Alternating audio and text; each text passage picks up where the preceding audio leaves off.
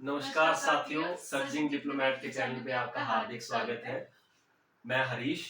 मैं मधु इनकी वाइफ।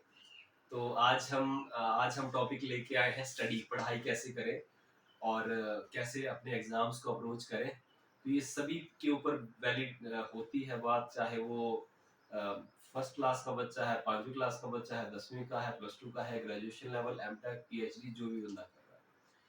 तो शुरुआत करते हैं। मधु जी, आप बताइए थोड़ा सा पढ़ाई के बारे में, आपकी क्या सोच है, आप क्या सोचते हो? पढ़ाई के बारे में मेरी सोच ऐसी है कि पढ़ाई करो, बस हम्म। पढ़ाई करो करो करो पढ़ाई करो और जॉब लो अच्छी सी। हाँ, तो चलो मैं आपको थोड़ा सा बताता हूँ पढ़ाई के बारे में। पढ़ाई के लिए बेसिकली होता क्या है कि आपको 5 रूल्स को फॉलो करना पड़ता है। ठीक है जी? आप याद रखना, जो जो मैं रूल्स बताऊंगा हो सकता है मैं उसके ऑर्डर को थोड़ा सा मिस कर जाऊँ। ओके, तो पहले नंबर पे तो ये आता है कि 80-20 प्रिंसिपल जिसको बोलते हैं। 80-20 प्रिंसिपल। बच्चों, जो भी आप लोग हमारी वीडियोस को देखोगे, चाहे वो छोटे हैं चाहे वो बड़े भाई हैं, सब इस बात को सुनना और आपने अपने लाइफ में इम्प्लीमेंट करना। आपके ग्रेड्स, आपके नंबर इम्प्रूव होंगे, मतलब एक्सपोनेंशियली बहुत ज्यादा लेवल पे अपना इम्प्रूव होंगे। तो 80-20 प्रिंसिपल का बेसिक मतलब यही होता है कि आपके पास इतनी मोटी किताब होती है, चाहे वो किसी भी आप फील्ड में चले जाओ, इतनी इतनी मोटी किताबें होती हैं। तो आपको पता है कि इतनी मोटी किताब कभी भी आपको एग्जाम में पूरी की पूरी नहीं पूछी जाएगी। 80-20 प्रिंसिपल बेसिकली ये बताता है आपको कि 20% ऑफ द जो बुक है, जो 20% ऑफ योर टोटल बुक है, वही एग्जाम के लिए यूजफुल होता है। ठीक है? तो जो 20% है वो आपको आइडेंटिफाई करना है कि मतलब मान लो 100 पेज है अगर उस किताब के अंदर, वो 100 पेज सारे के सारे इंपॉर्टेंट नहीं है। 100 में से आप ये मान के चलो 20 से लेके 30 पेज ही ऐसे हैं जो कि इंपॉर्टेंट हैं, और बाकी उसके अलावा वो इंपॉर्टेंट नहीं है।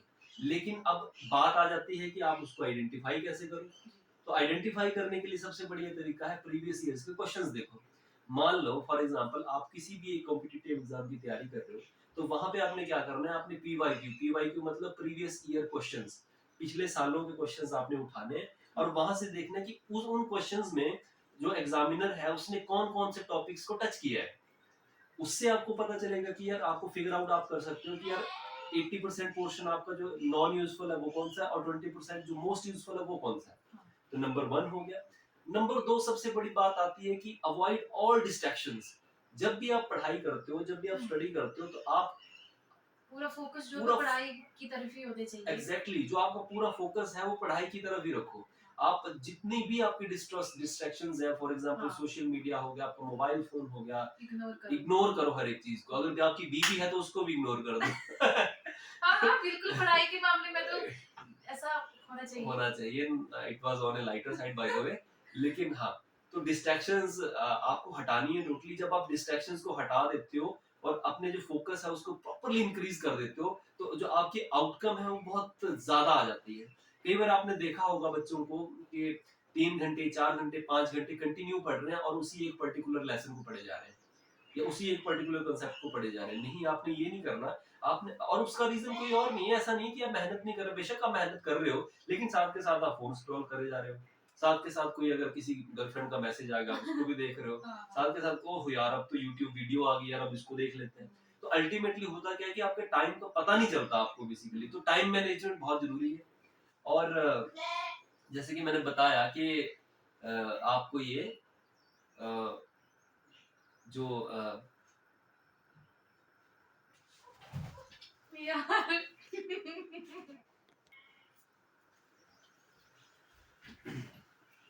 तो सेकंड नंबर पे था हमारा जीरो डिस्ट्रैक्शन। बिल्कुल फोकस के साथ काम करो। एक किसी ने बहुत अच्छी बात बताई थी कि आपका जो आपकी सक्सेस का रेट होता है वो डायरेक्टली प्रोपोर्शनल होता है आपका कंसंट्रेशन से। जितनी ज्यादा आपकी कंसंट्रेशन होगी उतना ही ज्यादा आपका लर्निंग कैपेबिलिटी आपकी बढ़ जाती है। तो 2 पॉइंट अभी तक बना दिए, एक 80-20 प्रिंसिपल था और दूसरा आपका आ गया डिस्ट्रैक्शंस। तो तीसरे नंबर पे जो बात आती है वो ये आती है कि जब भी आप पढ़ाई करने के लिए बैठो, तो आपको एक माइंड में ये बात याद रखनी है कि आपको एक मेथड यूज करना पड़ेगा स्टडी करने का। और दुनिया के बड़े बड़े साइंटिस्टों ने ये एक मेथड इजाद किया है जिसका नाम है active recall method. Active recall method basically क्या होता है कि जैसे फॉर एग्जांपल मधु, आपको कोई चीज सीखनी है, तो आप क्या करोगे, आप पहले उस चीज के बारे में स्टडी करोगे अपना प्रॉपरली। जी आपने स्टडी कर लिया, जब स्टडी आप कर लोगे कंप्लीटली, तो उसके बाद आपको क्या करना है, आपको वही चीज आपको रिपीट करनी है, रिपीट करनी है या फिर किसी को समझानी है समझानी है। हाँ ताकि वो हमें भी याद हो जाए। बिल्कुल, ये जब एक बेस्ट तरीका है। बेस्ट तरीका होता है। फॉर एग्जांपल अगर मैंने 5 मेथड्स, पढ़ाई के बेस्ट 5 मेथड्स को यानी कि स्टडी किया, तो मेरे मेरे पास बेस्ट तरीका ये है कि मैं उस चीज को किसी और को समझा पाऊँ। जी अगर मैं वही सेम कंटेंट अगर दूसरे बंदे को समझा सकता हूँ, तो दोनों का फायदा है, फायदा भी दोनों का, जो और समझाएगा उसका भी, जो समझेगा उसका उसका भी। भी, और जो समझा रहा है अल्टीमेटली उसको सारे कॉन्सेप्ट क्लियर हो जाते हैं बेसिकली। तो एक्टिव रिकॉल मेथड में सिंपल सी बात ये होती है कि जब भी आप कोई टॉपिक पढ़ते हो, उस टॉपिक को आप पढ़ो और उसको रिकॉल करो, दोबारा से उसको माइंड में याद करो। अच्छा, जब आप याद करते हो तो आपको आपको ऑटोमेटिकली आपको ये पता चलेगा कि जैसे आपने 100 चीजें याद करी हैं, तो उसमें से हार्डली 20 30 40 आपको चीजें याद रहेंगी और बाकी भूल जाएंगी। तो आपको क्या करना है, इनको इसको रेपिटेशंस में करना है। जैसे एक बार किया दोबारा देखा, दोबारा किया दोबारा देखा, फिर आउटपुट की लिख के किया, जैसे भी। जी तो जी इसको बेसिकली एक्टिव रिकॉल मेथड बोला जाता है, और ये दुनिया का सबसे अच्छा मेथड माना जाता है। और वर्ल्ड के बेस्ट टॉपर्स जो आज तक हुए हैं, वो सब इसी मेथड का यूज किया करते थे। तो अभी तक हमने 3 मेथड देखे, और चौथा मेथड है take a break. Take a break का मतलब ये है कि आपका जो कंसंट्रेशन का टाइम पीरियड होता है बेसिकली, वो मतलब आधे घंटे से लेके 1.5 घंटे 2 घंटे तक मैक्सिमम होता है। जी मतलब ऑन एन एवरेज आप ये बोल सकते हो कि 1 घंटे से ज्यादा किसी का भी नहीं होता। जी तो होता क्या है कि जब भी बच्चा पढ़ाई करने के लिए बैठता है, तो वो क्या करता है कि अभी बैठ गया, मान लो अभी बैठ गया, लगा है कंटिन्यू, उसको नींद भी आ रही है तब भी लगा, नींद भी आ रही है तब भी लगा। नहीं, ऐसा नहीं करना आपको।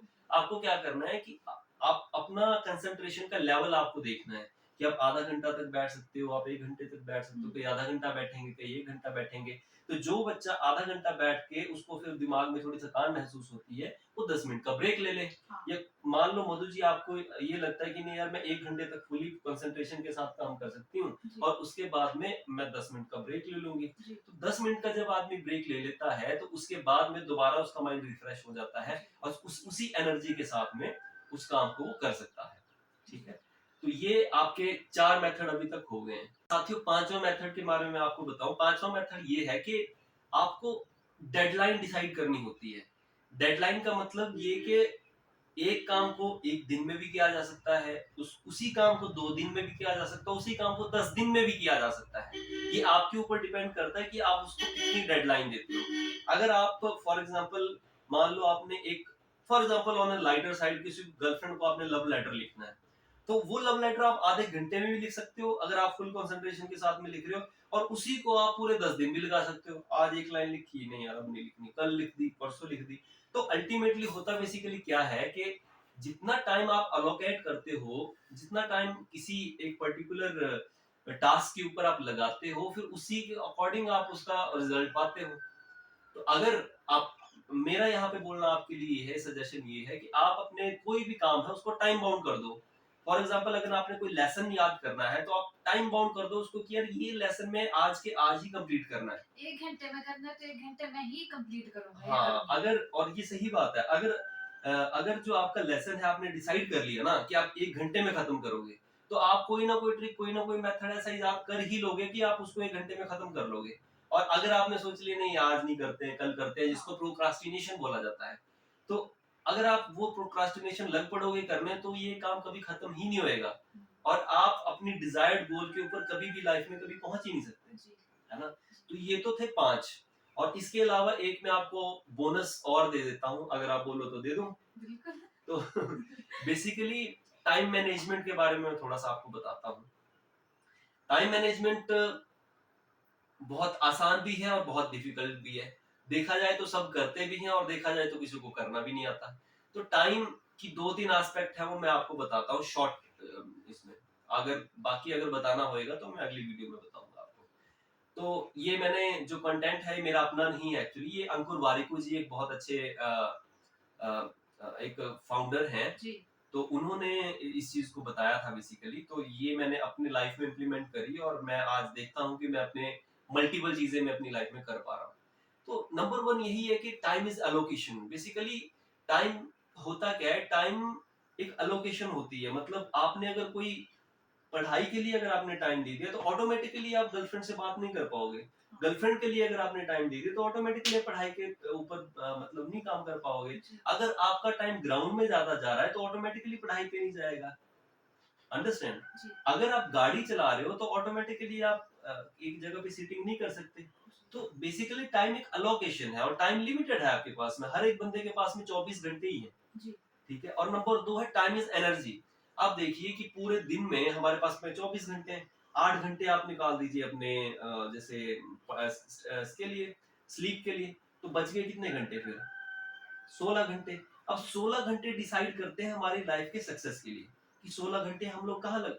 आज अब फॉर एग्जांपल अगर हम लोग इस वीडियो को रिकॉर्ड कर रहे हैं तो जी, कोई वहां भी तो हमारी एनर्जी लग रही है। बिल्कुल, तो एक एनर्जी मैंने यहाँ पे लगा दी, दूसरी एनर्जी मान लो मैंने रनिंग के लिए लगा दी, तीसरी एनर्जी मान लो मैंने अपने काम के लिए लगा दी। तो फिर इतनी सारी एनर्जी जब मैं खर्च कर दूंगा तो मेरी स्टडी के लिए एनर्जी बचेगी नहीं। हुँ, तो अल्टीमेटली होता क्या है कि टाइम इज एनर्जी। जी, और बेसिकली जब टाइम को आप खर्च करते हो तो आप अपनी एनर्जी को खर्च कर रहे हो। तो जब आप अपनी एनर्जी को फालतू के टाइम कामों के लिए खर्च कर दोगे तो जी, आपके लाइफ में जो इम्पोर्टेंट काम है आप उनको छोड़ दोगे, उनको छोड़ दोगे। और वो जो एनर्जी आपको वहां लगानी चाहिए थी अब आप उसको लगा लगा नहीं नहीं पाओगे। पाओगे, और यही सबसे बड़ा कारण बनता है फेलियर। जी, ये हमने सीखा है। हमने भी अपनी लाइफ में कई सारी गलतियां करी। तो मैं नहीं चाहता कि मेरे छोटे भाई बहन इन सारी गलतियों को करें। और इसके अलावा डिसिप्लिन भी बहुत ज़रूरी है, डिसिप्लिन बहुत ज़रूरी है। बहुत ही ज़रूरी है बिल्कुल। डिसिप्लिन। हाँ, सही बात है। डिसिप्लिन बहुत ज़रूरी है और डिसिप्लिन को मेंटेन करना ये उससे भी ज़रूरी है। जी, डिसिप्लिन को मेंटेन करने के लिए एक ताकतवर मन की ज़रूरत होती है। जी, और मन को स्ट्रॉन्ग करने के लिए अगेन कंसंट्रेशन, मेडिटेशन और बहुत सारी चीज़ें ऐसी होती हैं। बिल्कुल, तो मैं यही चाहता हूँ कि आप इन सारी चीज़ों को नोट डाउन करें और अपने एग्ज़ाम्स में अच्छा करें। और जो भी बच्चे छोटे या बड़े अपने एग्ज़ाम्स की प्रिपरेशन कर रहे हैं, उनका एग्ज़ाम निकले और अच्छे से निकले। मेरी यही कामना है। सर्जिंग डिप्लोमेट के चैनल पे आने के लिए आपका बहुत-बहुत धन्यवाद और इसी के साथ जय हिंद, जय भारत।